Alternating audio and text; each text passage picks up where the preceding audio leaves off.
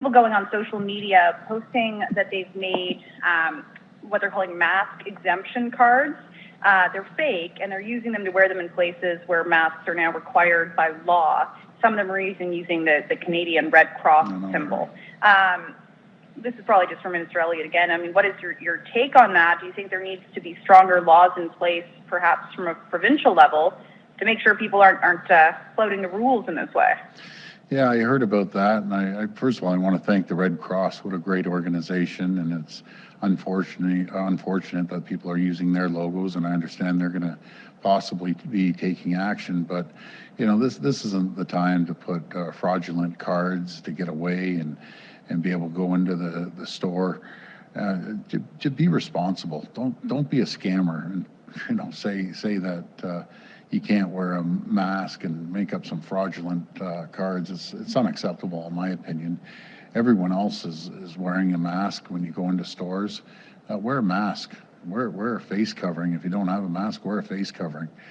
But as far as I'm concerned, it's totally unacceptable. My question is in regards to the creation on social media of fraudulent medical exemption cards for those who don't want to wear masks, and they're offering to distribute them to those who also don't want to wear them.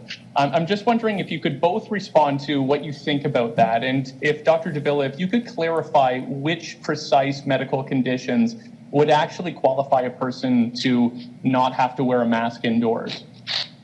Well, may I begin by simply saying there are no such cards that are required, and I can't speak to the motives of those involved in this particular scheme, but I will say that just like there's a million stories in a big city, in a city of 3 million people, there are a fair number of people who engage in scams of one kind or another.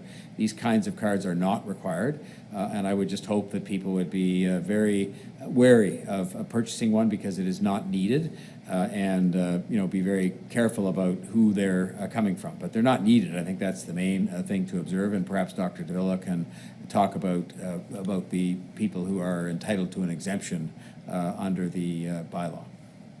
Yeah, so thanks, Mr. Mayor. And, just on the notion of fraudulent activity, which is exactly what it is, as you described, Matt. I mean, I think any kind of fraudulent activity is always disappointing.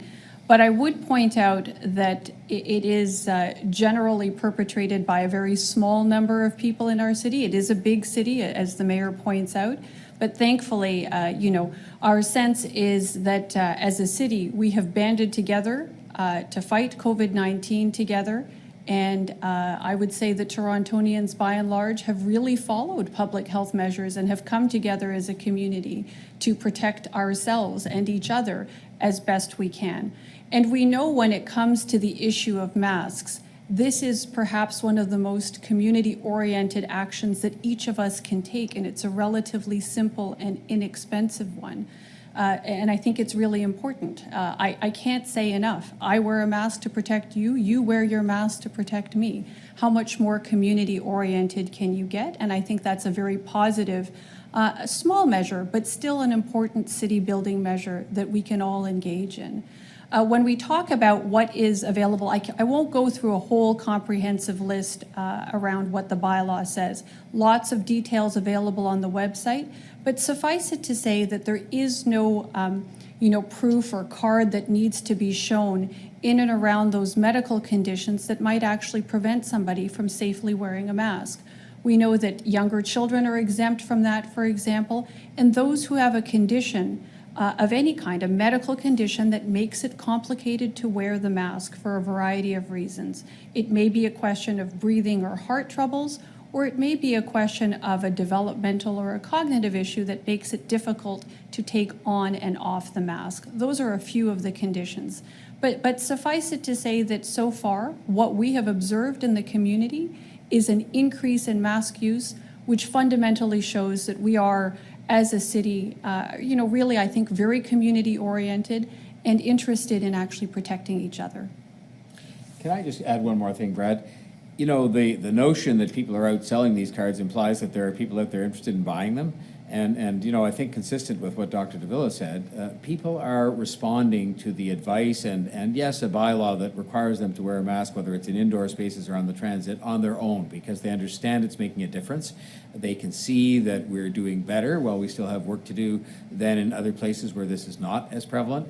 And so, you know, to those scam artists who want to try and sell these masks, I don't think they're going to have a big take-up on that. It's more of a political thing, and it is not honest and straightforward with people. But I just am so gratified, and I want to say thank you to the people of Toronto for the cooperation we can see with our eyes is happening with respect to the wearing of face coverings. It's really very gratifying, and it's going to help. Thank you. And just to follow up, for Dr. Davila, when it comes to people who are opting out for legitimate medical reasons or the reasons that you stated, how should they adapt their behavior inside a store, inside somewhere indoors to be a little bit more safe for those around them because they are not wearing a mask? So that's an excellent question. And as it turns out, the behaviors that they can adopt in order to best protect those around them are the ones that we all should also adopt over and above mask wearing, recognizing that you're talking about people who cannot wear masks. So what can they do? Wash their hands, watch their distance, and certainly stay home when they're sick. And if there are, you know, moments where a cough or a sneeze happens to come up, cover that cough and sneeze and then wash your hands. These are the things that actually we know make a significant difference. And if you are capable of wearing a mask, if you don't have a medical condition that precludes that, then we would advise that wearing that mask as well. So it's